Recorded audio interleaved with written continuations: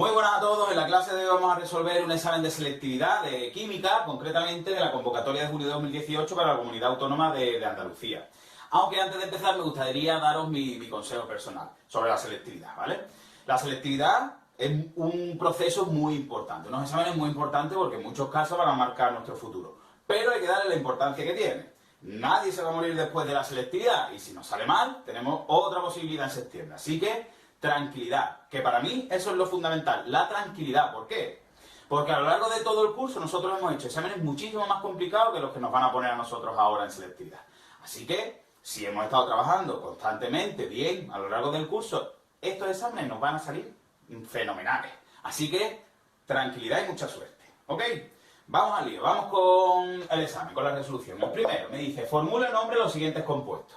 Esto cae seguro, 100% seguro, es la pregunta más segura que tenéis, que es formulación inorgánica y orgánica. Yo esto lo voy a hacer rapidito y os voy a dejar dos listas de reproducción, una de inorgánica y otra de orgánica, donde están explicados todos y cada uno de los grupos, tanto de formulación inorgánica como de formulación orgánica. ¿Vale? Entonces, el primero, peróxido de calcio, ¿cómo será? Este sería el peróxido de calcio. B, sulfato de zinc, y quedaría así. El C, butanamida. El D, Ag2S. ¿Esto qué es? Pues esto es un sulfuro de plata o sulfuro de diplata, como queráis. Lo escribo. El E, que tenemos nosotros aquí, hidrógeno, bromo y oxígeno. Por tanto, esto es un oxoácido. ¿Cómo se nombran? Pues van.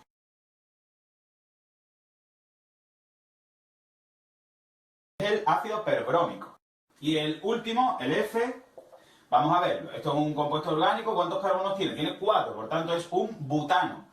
Pero en el 2 y en el 3, da igual por donde empieces, o por la izquierda o por la derecha, queda en el mismo sitio, en el 2 y en el 3, tienes 2 bromos, por tanto será el. Y hasta aquí sería el primer ejercicio de formulación. Sencillito, yo creo que estos son puntos que tenemos que conseguir.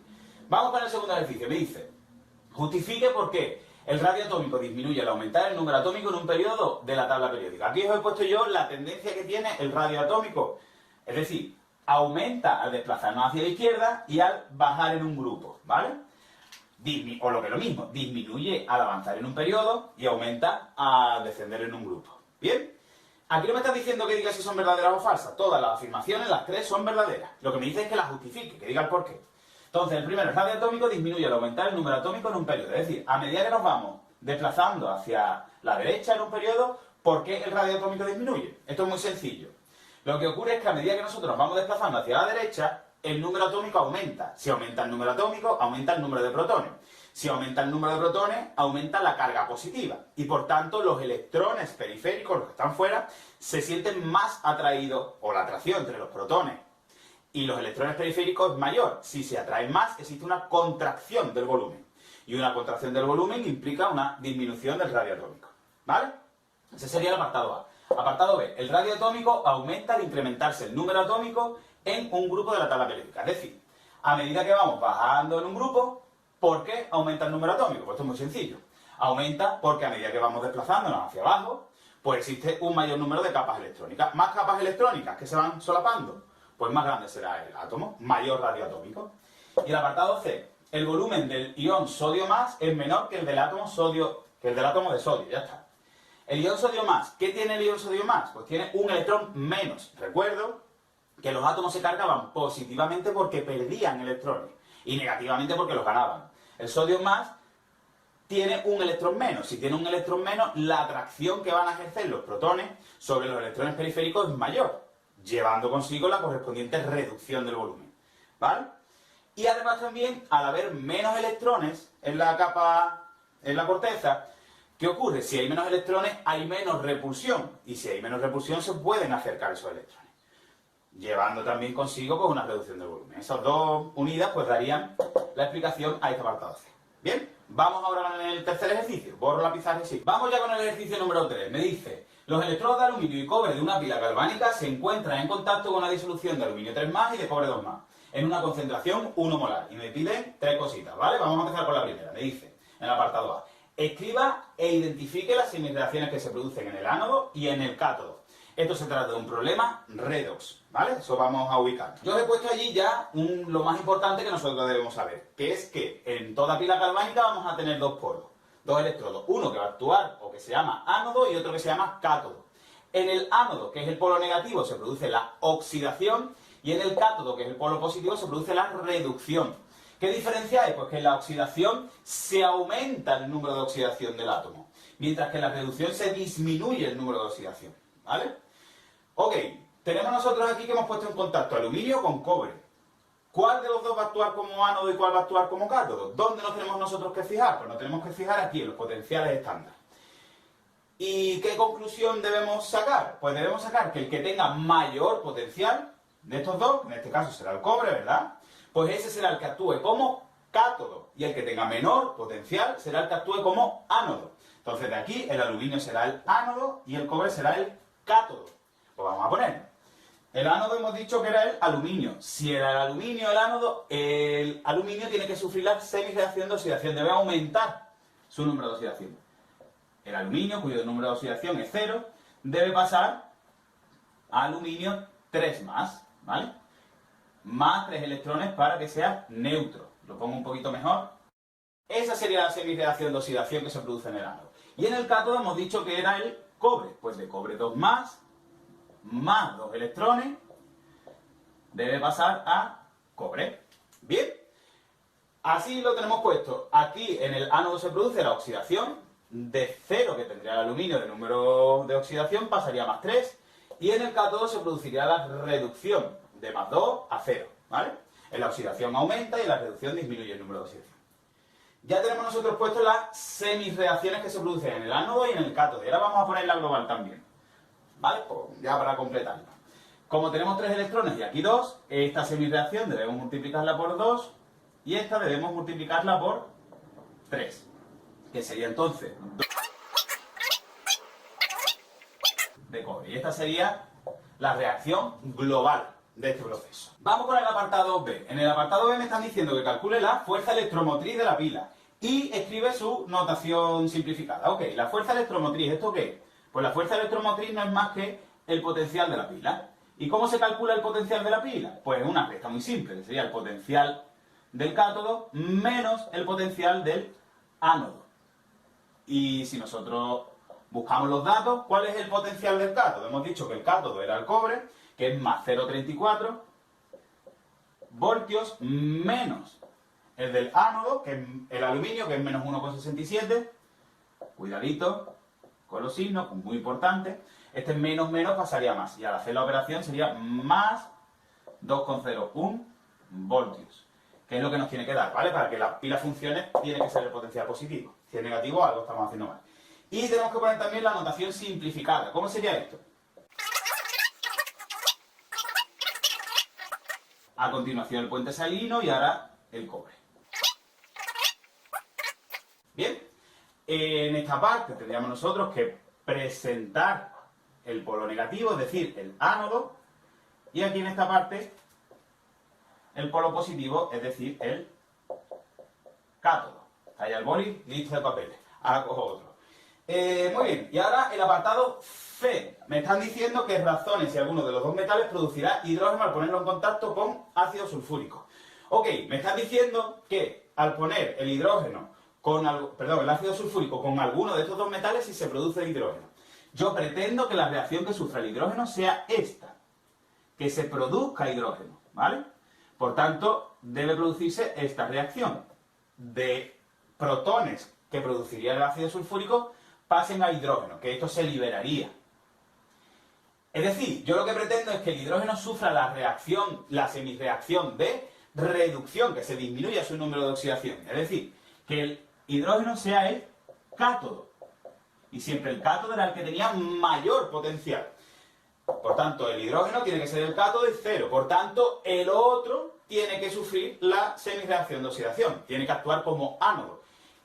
Es decir, tenemos que buscar cuál de estos dos tiene un potencial menor que el del hidrógeno, que en este caso obviamente es el aluminio. Por tanto, con el aluminio sí sufriría o sí se produciría hidrógeno. Vamos con el ejercicio número 4 de química orgánica, posiblemente el ejercicio más complicado que tenga este examen, aunque tampoco es para tanto. Dice, dado los siguientes compuestos, y los tenemos aquí, os he puesto ya el nombre aquí de los dos compuestos, el primero es el propeno y el segundo es el but-2-eno, elija el más adecuado para cada caso, escribiendo la reacción que tiene lugar. A. El compuesto reacciona con agua en medio ácido para dar otro compuesto que presente isomería óptica. Ok, vamos a empezar. Para que un compuesto presente isomería óptica es necesario que presente un carbono asimétrico. ¿Y eso qué es? Pues un carbono que tiene los 4 sustituyentes distintos, ¿vale? Decir también que en el caso especialmente de los haluros de hidrógeno, y también es extrapolable a las hidrataciones en medio ácido, se cumple la regla de Markovnikov. La apunto aquí.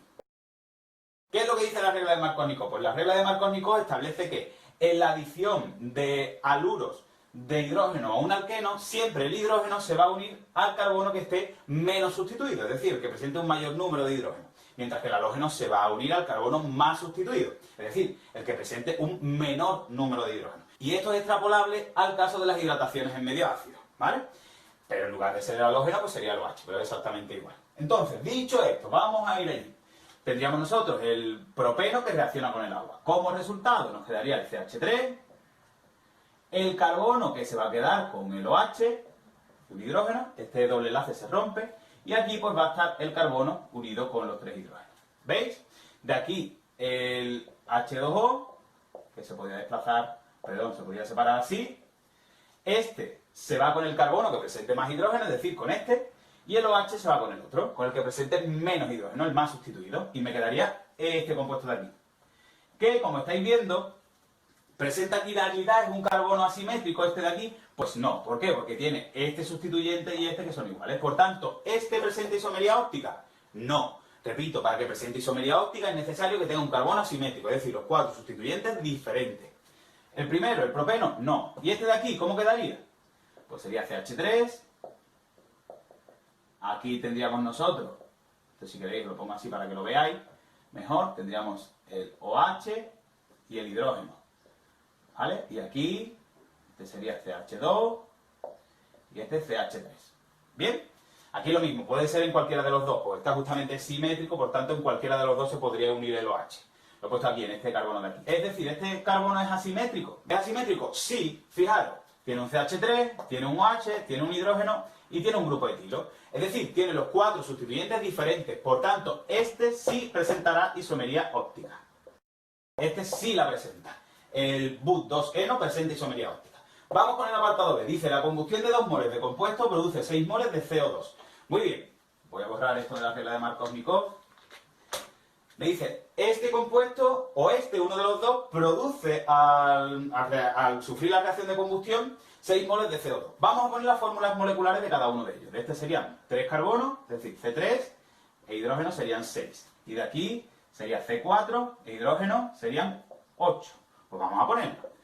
C3H6, la reacción de combustión que, como ya sabéis, siempre reacciona con oxígeno para dar CO2 y agua. Y en el otro exactamente igual. Esto sería C4H8 que reacciona con oxígeno para dar CO2 y agua. Y me dicen que deben producirse 6 moles de CO2. Es decir, de aquí, en uno de los dos tiene que ser 6. Vamos a ajustarlo y a ver en cuál de ellos se producen 6 moles de dióxido de carbono. Si tengo 3 carbonos aquí y aquí solo hay uno, pues tendríamos que poner un 3 aquí para ajustarlo. De hidrógeno hay 6 y aquí 2, un 3. Y de oxígeno serían 6 y 3, serían 9. Por tanto, 9 medios. Que si nosotros quitásemos esta fracción, al ajustar la reacción, me quedaría 2, 9, 6 y 6, para no trabajar con números fraccionarios. ¿Produce 6 moles de CO2? Sí, por tanto, ese sí va a ser el compuesto, es decir, el compuesto que al sufrir la combustión produce 6 moles de CO2 será el propeno. Vamos a ajustar este de todas formas, esto sería 4 de carbono, pues tiene 4 carbonos, tiene 8 hidrógenos, por tanto 4.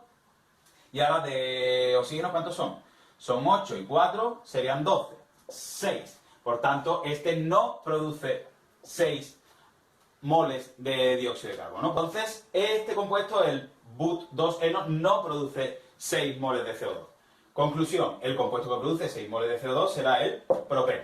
Y ahora el apartado C, el compuesto reacciona con el ácido bromídrico para dar otro compuesto que no presenta isomería óptica. No presenta, es decir, para que presentase isomería óptica debía tener los cuatro sustituyentes diferentes. Por tanto, si no presenta isomería óptica, no tiene que tener los 4 sustituyentes diferentes. No tiene que tener un carbono asimétrico.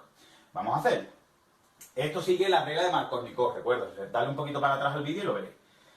Esto quedaría CH3.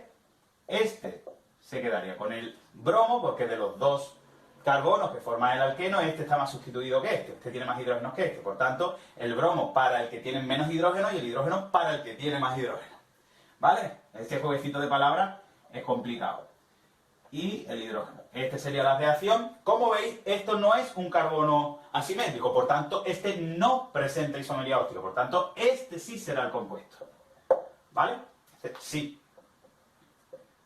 Vamos a hacerlo de todas formas en el otro. En el otro quedaría CH3, CH, y este se queda con el bromo, este CH2 y CH3. Que como veis, esto sí es, esto sobra, este sí es un carbono asimétrico. ¿Vale?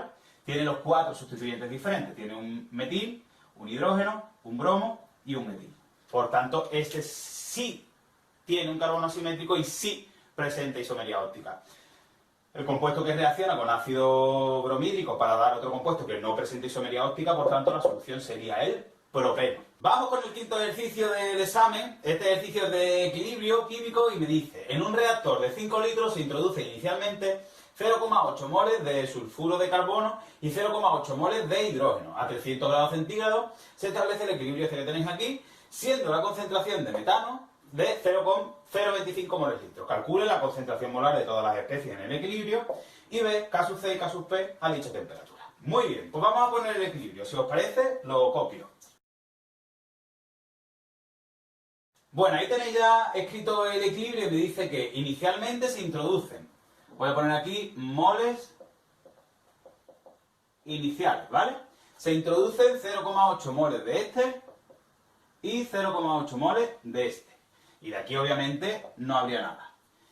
Y se establece este equilibrio. Y al final dice que la concentración de CH4 es 0,025 moles. Ok, estos son los moles iniciales. Cuando llegue el equilibrio, los moles que habrá en el equilibrio serán, este será 0,8 menos lo que se descomponga para formar los productos. De aquí igual será 0,8 menos 4, cuidadito que hay que poner primero el coeficiente, por X, y dará X moles de metano y 2X moles de ácido sulfídrico.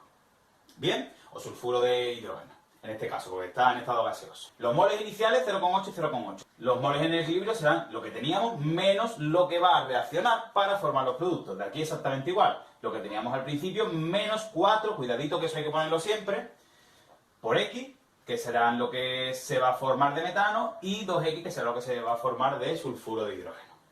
Vale, esto es lo más complicado que tiene este ejercicio. Y ahora me dicen también que la concentración de metano, si queréis lo pongo así, concentración en el equilibrio, de metano es 0,025, pero me dice que son 5 litros. Esto que, la concentración, como ya sabéis, son moles, que para este serán 0,8 menos X partido del volumen, que son 5, de aquí será 0,8 menos 4X partido de 5, que es el volumen, de aquí será X partido de 5, y de aquí 2X partido de 5. Repito, la concentración son moles entre el volumen. Los moles en el equilibrio son estos que nosotros acabamos de poner antes, y el volumen me dice ahí que eran 5 litros. Pues listo. Y además sé que esto es igual a 0,025. De aquí nosotros podemos sacar cuánto vale X partido de 5, que será 0,025. Y despejando de aquí, pues me queda que X es igual a 5 por 0,025, o lo que es lo mismo, 0,125. ¿Vale? Entonces ya la concentración de las especies en el equilibrio del sulfuro de carbono en el equilibrio será 0,8 menos 0,125 partido de 5. Y eso me da 0,135 moles partido de litro, que será la concentración del sulfuro de carbono en el equilibrio. Y hacemos exactamente lo mismo para el resto. Lo hacemos.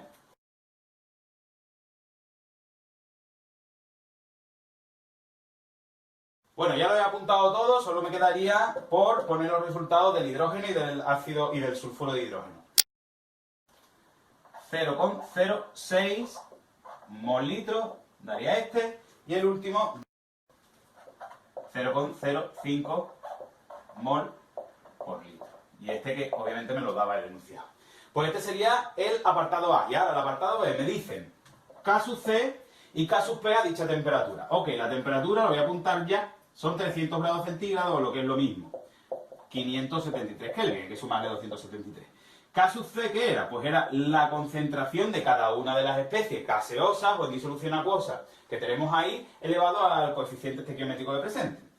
Que sería del metano siempre productos entre reactivos. El metano por la concentración del H2S al cuadrado, cuidado, partido de la concentración del sulfuro de carbono y por la concentración, esto multiplicado, del hidrógeno elevado a la cuarta. O lo que es lo mismo, como lo acabamos de calcular antes, sería del metano.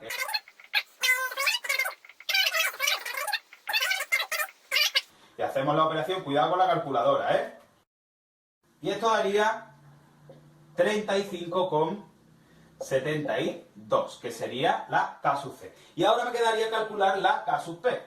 Que K sub P, como ya sabéis, la relación que tiene es K sub C por RT elevado a la variación del número de moles gaseosos. Lo voy a apuntar aquí. La variación del número de moles gaseosos, ¿cuánto será? ¿Cuántos moles gaseosos hay en los productos? 1 más 2 serían 3, menos 1 más 4 serían 5. 3 menos 5, que son menos 2, ¿vale? Lo dejo ahí apuntado para que no se me olvide. Y ahora ya simplemente se la sustituís. Sería 35,72 por 0,082 por... Voy a poner un poquito más juntito, que si no, no va a caber. Sería 35,72 por 0,082 por 573. Y esto elevado a menos 2. Y esto me quedaría 0,016. 0,016. Bueno, vamos ya con el sexto y último ejercicio de este examen, que me dice: se preparan 187 mililitros de una disolución de ácido clorhídrico a partir de 3 mililitros de un ácido clorhídrico comercial de 37% de riqueza en masa y densidad 1,184 gramos por mililitro. Basándose en las reacciones químicas correspondientes, calcule la concentración de la disolución preparada y su pH. Bueno, vamos a ir poniendo los datos. Nosotros tenemos aquí 3 mililitros de un ácido clorhídrico comercial que tiene una densidad de 1,184 gramos por mililitro y una riqueza del 37%, ¿vale? Y de aquí nosotros vamos a preparar otra cuyo volumen va a ser 187 mililitros. ¿Bien? Ok, me están pidiendo en el apartado A la concentración de la disolución. La concentración, como ya sabéis, es los moles partido del volumen de la disolución en litros. Vamos a ir haciéndolo. ¿De qué partimos? Nosotros partimos de 3 mililitros de disolución, ¿verdad? Y nosotros tenemos que llegar a conseguir los moles, ¿vale? Porque el volumen lo tengo, que son 187 mililitros. Es decir, 0,187 litros sería.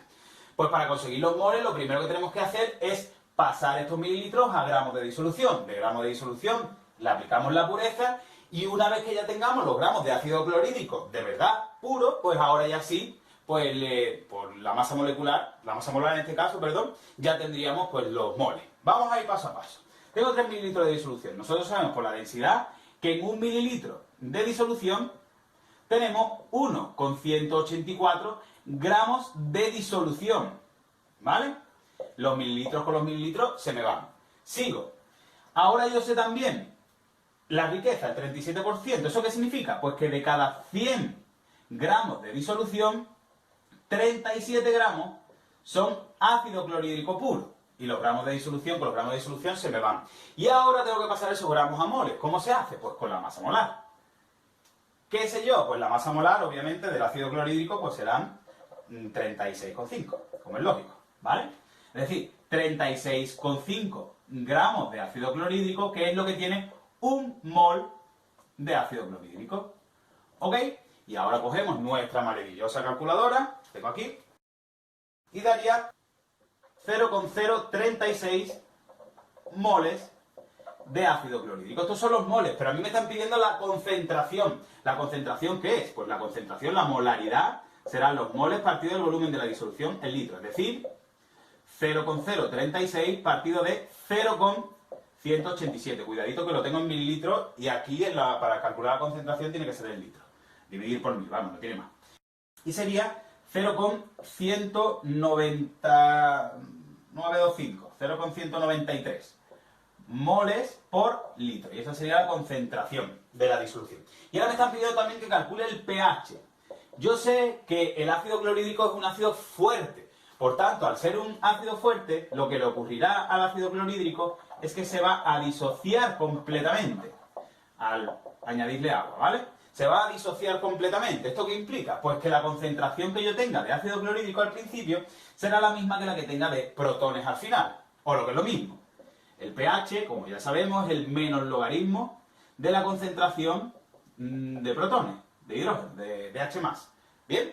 Es decir, menos el logaritmo de, y la concentración que la acabamos de calcular, 0,193.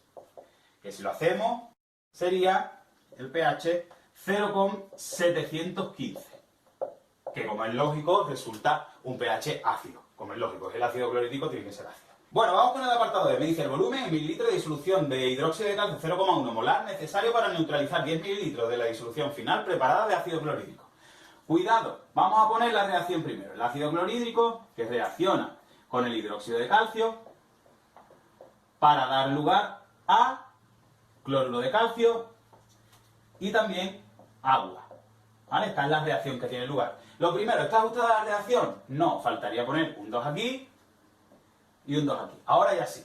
Y ahora me dice que tengo de ácido clorhídrico, según los datos anteriores, era 0,193 molar y el volumen son 10 mililitros, que 10 mililitros hemos dicho que es 0,01 litro. Y de hidróxido de calcio me están diciendo aquí que qué volumen se necesitará y su molaridad son 0,1 molar.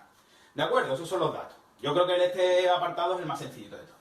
Con esto que tengo molaridad y tengo volumen, por tanto puedo sacar el número de moles. Una vez que tenga los moles de este, puedo sacar los moles de aquí. Y una vez que tenga los moles de aquí, por la fórmula molaridad igual a moles entre volumen, puedo sacar el volumen. Vamos a ir paso a paso. Molaridad es igual al número de moles partido del volumen de la disolución en litros. Es decir, de aquí puedo sacar los moles. Los moles serán molaridad por el volumen en litros.